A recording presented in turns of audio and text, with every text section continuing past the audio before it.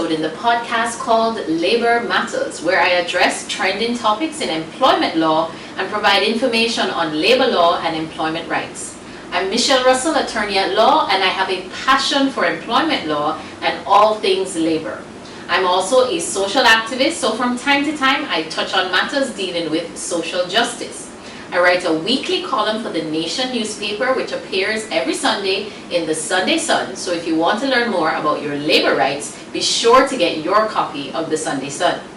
Now for this week's episode, I'm going to be dealing with what I believe is a very important topic, which is mental health in the workplace, particularly how to preserve your mental health at work. And the reason I chose this topic is that I see this issue a lot where employers and employees end up in crisis due to varying reasons related to the workplace, such as excessive workload, employment expectations that they believe are out of reach, a failure to have work-life balance, relational difficulties with superiors or co-workers, victimization, and such like. In fact, I recall that the very first article I ever wrote for the Nation was one I titled Emotional Abuse at Work. And I chose that topic because I had seen time and time again incidents in the workplace that essentially mirrored emotional abuse that you would find in any relationship, such as parent-child or romantic relationships, and it actually occurs at work, but sometimes in ways that you cannot recognize if you don't know what to look for. So today we're going to address the topic of mental health in the workplace from a number of angles. Particularly, we want to start with how can our work life affect our mental health. So sometimes you might be finding that you're suffering depression or other mental health challenges, but you don't realize it's connected to your work. So we're going to start there. How can your work life affect your mental health? We also want to touch on how to recognize when ourselves or our co-workers are experiencing either mental health challenge or maybe as far as a mental health illness. We want to address burnout, and finally we want to look at some steps we can take to improve our mental health, and even if you need to leave employment, and we will explore the legal remedies for any mental challenges you might be having in the workplace. No, I won't be discussing this one alone. To aid in the discussion, I have with me today Professor Dwayne Devonish, who is a professor of management and organizational behavior in the Department of Management Studies at Cave Hill.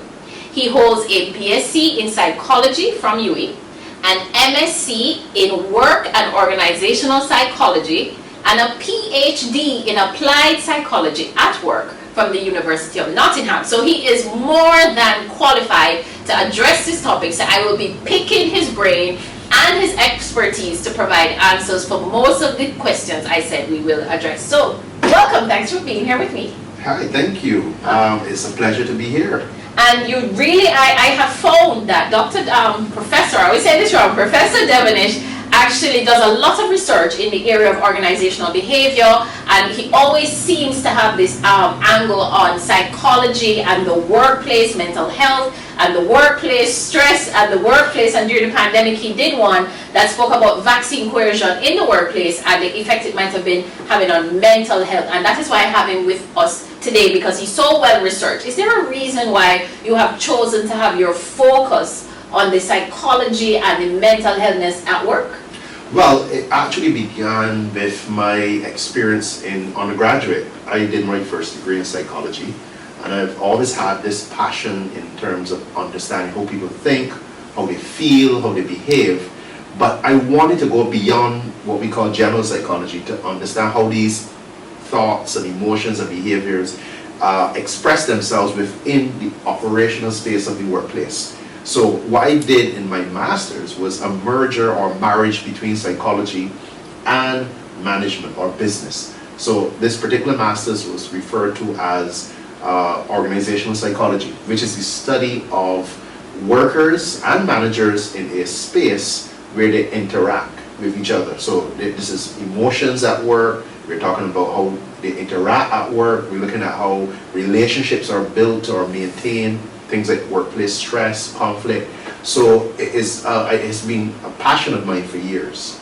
And tell me, do you find similarities in the emotions that are evoked with the relationships in the workplace compared to what you see in familial relationships and romantic relationships? Is there any correlation? Definitely. Remember, a workplace is just a microcosm of society. So I see a workplace like how I see a household, a community, a school. We are all human beings operating in these different social spaces, whether they're offline or online. So that's one commonality that pretty much brings together all of these spaces in the realm of organizational or general psychology. I actually say that we spend most of our time at work. The reality is it's 5 days a week, 8 hours a day, and some people work even longer than that. So that you'll find that sometimes your most intense relationships happen in the workplace. And in my mind, because of the time you spend, you might have more effects or on your mental health from work than you may experience in other relationships. Am I stretching it? No, you're absolutely correct. We spend, I think, probably 80% of our living lives in the workplace, if you think about it. So it is not very foreign from what you've just said, that a lot of what we do and our experiences of emotions and stress would emanate from the workplace is critical. One of the things I'm looking at actually is the balance between work and home life. And now with this COVID-19 pandemic, is the boundary that separated work and home almost no longer exists. So it's a serious thing. That's a very, very good point. So let us start with the simplest way you can explain what is mental health and how can work affect our mental health. So simplest language possible. What's mental health? So mental health concerns how we feel, how we think, how we act. Effectively, it defines who we are. Because our mental health at school versus our mental health at work, our mental health in community, all of those spaces are bound by how we behave and how we express our emotions, how we interface with people. So effectively, mental health, all of us have mental health. Now, the thing about it, we conflate or confuse mental health with mental illness. And mental health is something like physical health fluctuates. So we have these times where we have aggressive, or we're irritable, or we're anxious. And then there are times that we're pretty calm. And that happens in the same with physical health. We have our pressure high, our blood pressure goes up because of some external condition, and then it normalizes after. Now, a physical illness, as you know, is something that is diagnosed by a medical practitioner. A mental illness, in the same way, is a diagnosable disorder. So we can't discern or we can't identify a mental illness in anyone. That is something that is left up to a practicing certified psychologist or psychiatrist, the latter of which can actually prescribe medication. So a mental illness is a subset of mental health. All of us have mental health, but not all of us have a mental illness. That's something that has to be diagnosed. And how can work affect our mental health? Okay, so we can look at the myriad of things that can happen at work. Now, one of the first is the complexity of tasks. We know that in the pandemic, a lot of the work duties, the assignments have escalated in difficulty. Deadlines are now much more tight. We have increasing workload. We're balancing now this remote work concept. And this is something I'm actually carefully researching. The fact that employers believe that an employee working at home, the space in which they work no longer is within their particular purview. And I'm saying that, as an employee, let's say something happens in the home environment, it's unsafe, there are a number of hazards in the home environment. Who bears the responsibility? Those are questions that we need to ask. We know that the legislation is pretty silent or in terms of gray in that particular area. I'm talking about the Shaw Act. Right. So work can affect us in so many ways. As I said, from complexity to increasing workload. Job insecurity is a big thing now. There are a lot of persons who are working, for example, in the hotel sector, sectors that have been hit hard by the pandemic. And they are anxious, they're nervous about their jobs. So these are also factors that would occasion mental health challenges in the workplace. So it's pretty much a gamut of your work experience. I actually would like to push it a bit further. Yeah. I do believe that a lot of our identity is wrapped up in our work. What we do, the time we spend qualifying for what we do, so that I have observed that when an employee is terminated, that they suffer a crisis of identity, especially when they were in that workplace for a very long time or in that field for a long time, so that I have seen the mental health effect of the identity being wrapped up in what you do, especially for those who lack work-life balance, so that if you take away the job, they don't know who they are, they don't know what to do, they don't know other talents, if any, they're lost, and they might suffer what you have described, which we're going to talk about later, between the mental health challenge versus a mental illness, right? All right,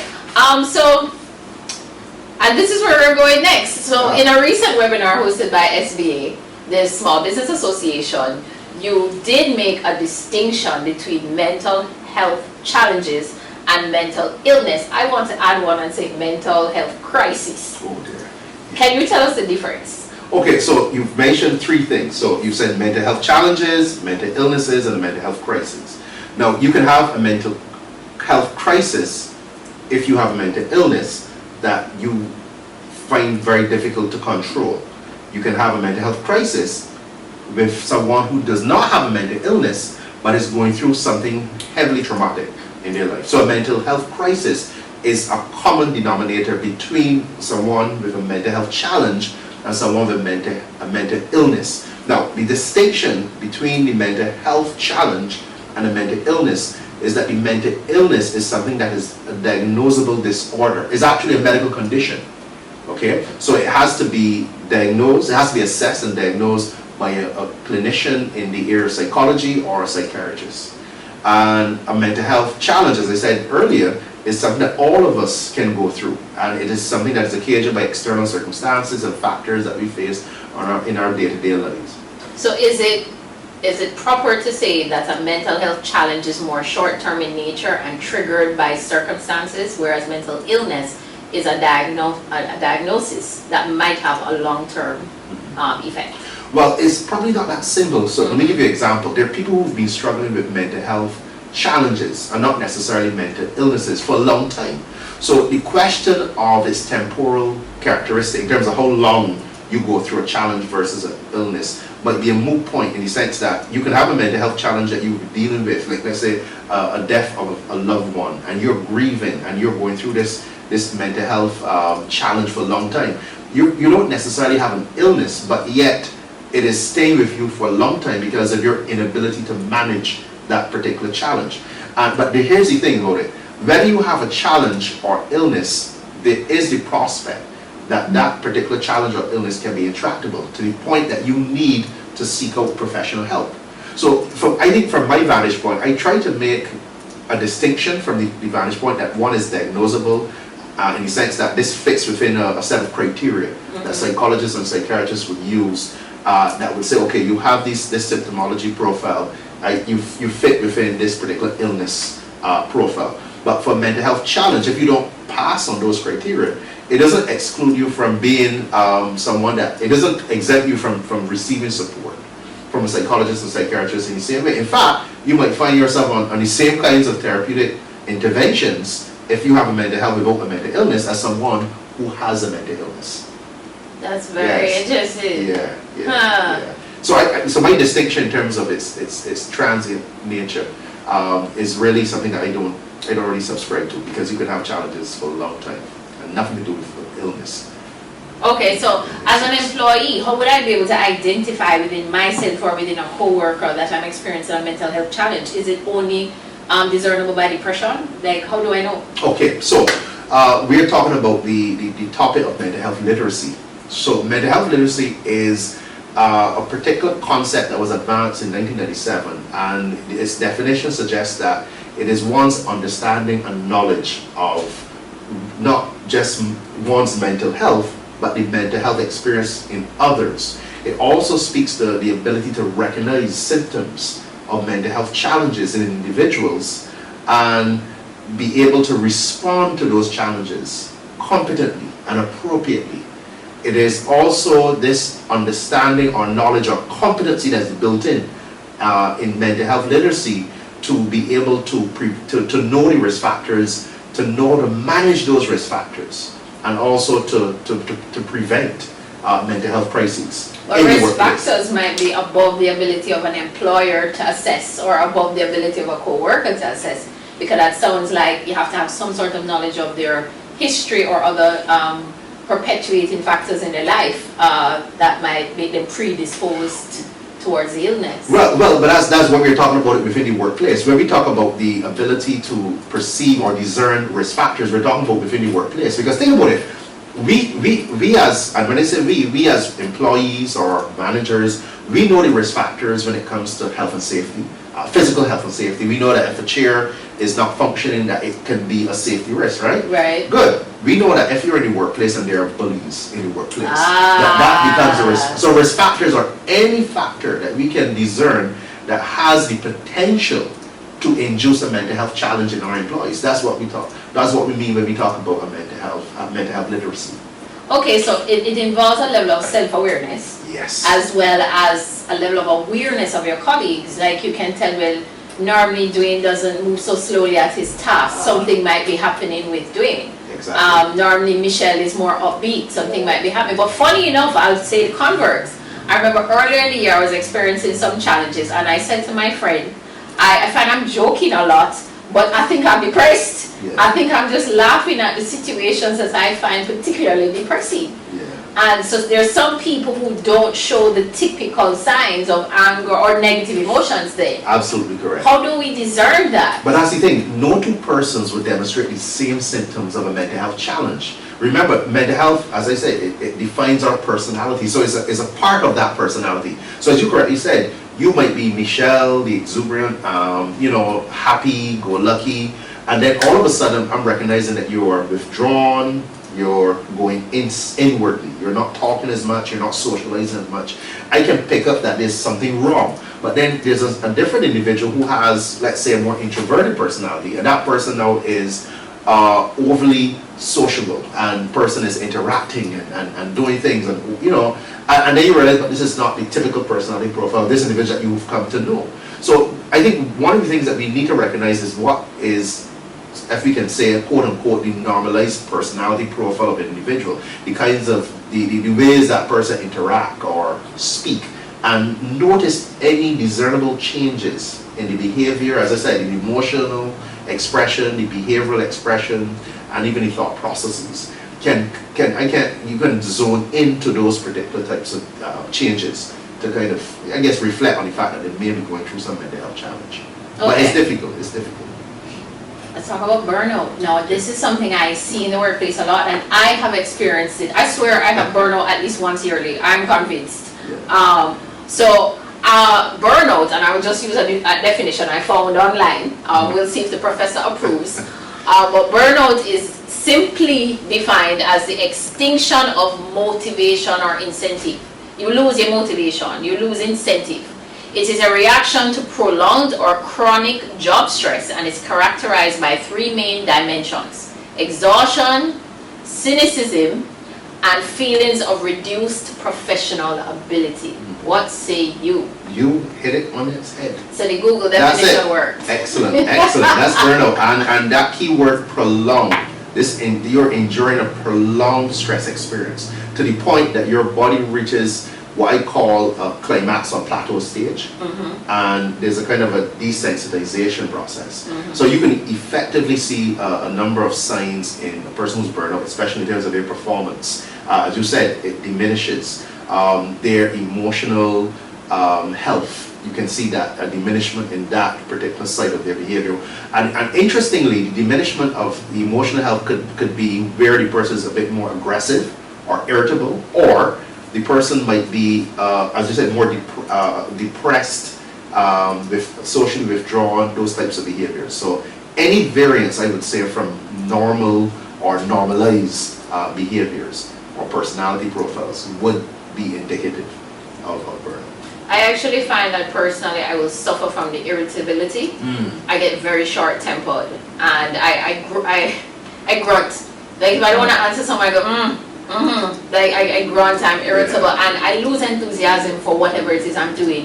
All of a sudden it feels like I'm suffocating, and it's taking over my life, and why am I even doing this? And so you the loss of enthusiasm, the loss of drive. When you wake up in the morning and think, oh God, I have to go to work. There's just it's depressing. It's you don't want to do it, and you're essentially pushing yourself. And I think a lot of employees get to this point and they think it's that they no longer like what they do, But I personally have learned that if you take enough time to rest and rejuvenate yourself and mind, you'll realize, no, you actually still like what you do.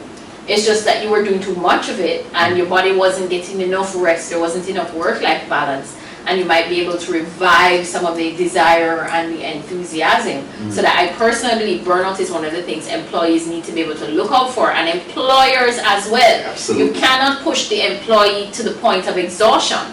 Employers must bear that in mind, especially as entrepreneurs, enterprises, self-employed. You cannot push yourself past exhaustion because the creative juices dry up. Your ability to catch mistakes, etc., is diminished. So that, to me, burnout is one of the things we really have to look for among employees as well as employers to ensure more of a productive environment. All right? Absolutely.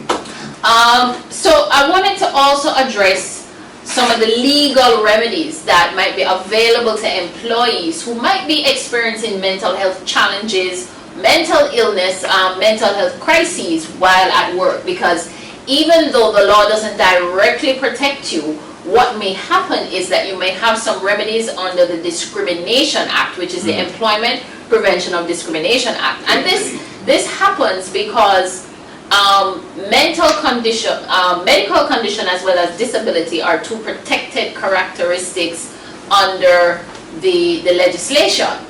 Now, under the legislation, it actually defines medical condition so widely, and it defines disability so widely that it actually includes mental health challenges.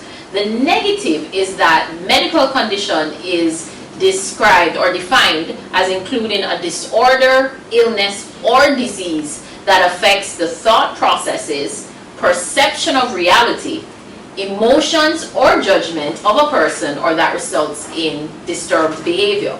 Now, this is very wide because it does talk about things that affect how you perceive reality, your thought processes, etc., which would fall under mental illness. The problem with the definition is that because it says it's an illness or disease, it is limited to those with a mental illness, but won't necessarily protect those who have a mental challenge.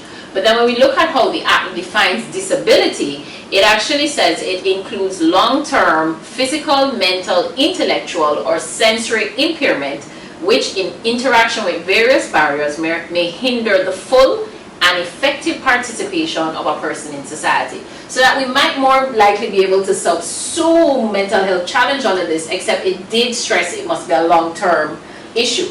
So generally you'll find the legislation protects mental illness more than it protects a mental health challenge, unless of course there's a doctor who would certify it as otherwise. But the good thing about relying on the legislation is that under Section 7 of the legislation, it essentially puts an obligation on the employer where an employee who has a protected characteristic, that is an employee with a medical condition or an employee with a disability, reaches out to the employer and says, because of my medical condition or because of my disability, I need you to make certain adjustments for me, then the employer must, under Section 7, make reasonable accommodation in employment for that employee. And this is why it actually includes stuff like allocating some of the employee's duties to another person, altering the hours of work of the employee, allowing the employee to be absent during hours of work, providing the employee with alternative employment, like move you from one department to the next or take away some of your job duties and give it to someone else. You can assign the employee to a different place of work. You can modify procedures for testing or assessment so that you should have your performance assessment should be different than the one they use for someone who perhaps doesn't have that disability or does not have your medical condition. And the employer would have the obligation as well to modify equipment as is necessary, software, etc., to allow you to be able to do your job more efficiently despite your mental illness or despite your medical condition. So that if you find yourself in a position that you are suffering from a mental health challenge or mental illness and you have sought the appropriate medical intervention, you can get protection under the Employment Prevention of Discrimination Act, in that you can call upon your employer to make reasonable adjustments for you in your employment, and if the employer fails to do that, you can then make a complaint to the labor office and you would have a right to take legal action. If necessary, it can go as far as a tribunal for the employer's failure to do so. The other thing I would encourage you to do is to take your holiday. It is a statutory right guaranteed by the Holidays with Pay Act, and we need to move away from this. Old time people used to like to brag about them never take a sick day in their life. That is unhealthy. Or you barely take a vacation, you're always on time. No, you don't get a prize for that. Because when you suffer a mental health challenge or even a physical illness, you're going to look back and wish you had taken those vacation days. So make use of your holidays. If your employer gives you mental health days, even better. Make use of your mental health days. Make use of your sick days. I'm tired of seeing employees push themselves to go to work when they are sick and certified sick. I see it from business owners as well, employers as well. The body needs rest. It heals only when it gets sufficient rest and sufficient treatment. So make use of these things if you're having the mental health challenges. So Professor Devenish, what are some practical steps you would encourage employees to take if they feel they're suffering a mental health challenge or mental illness? Okay, so if you're looking at it from the employee's perspective, I would say that employees would need to reach out to their employers for some form of professional support. I've been speaking about EAP's employee assistance programs, having organizations having these in place for the employees. And it doesn't mean that if you're a small business with 4, 5, 6, 7 people, that you can't have a specialized service that employees can access, a psychologist or a psychiatrist, and you allow employees to access that service and you pay. You can either decide to have a joint cost-sharing relationship in terms of where employees can take a portion of their salary and you make a contribution to the employer for an EAP or a special psychological support service provider. That is one of the options out there. Now, I think, secondly, one of the things I want to talk about is the fact that when we talk about health and wellness in general, it is a shared responsibility. We don't want to think that employers or employees have this exclusive responsibility for their, for the mental health or the physical health of the workforce. It is a shared one. And I think that it begins with proper policy. When we talk about policy or benefits when it comes to things as simple as remote work policies, within a remote work policy there should be a mental health layered policy. If we're talking about, you mentioned just now about sick leave. Within certain jurisdictions, I'm aware, the employees or workers can actually capture within the sick leave facility, this is naturally legislatively, mental health concerns. So you can actually take a sick day, what we call a mental health sick day. It covers under your sick leave facility. Now there's that, but then there's outside of, if you don't want to use up your sick leave, employers now are in a position, and this is in other jurisdictions, to provide employees with a discretionary mental health day. So it has nothing to do with the collection of sick leave days that you have in a given year, but we can, as an employer, give you that discretionary mental health day.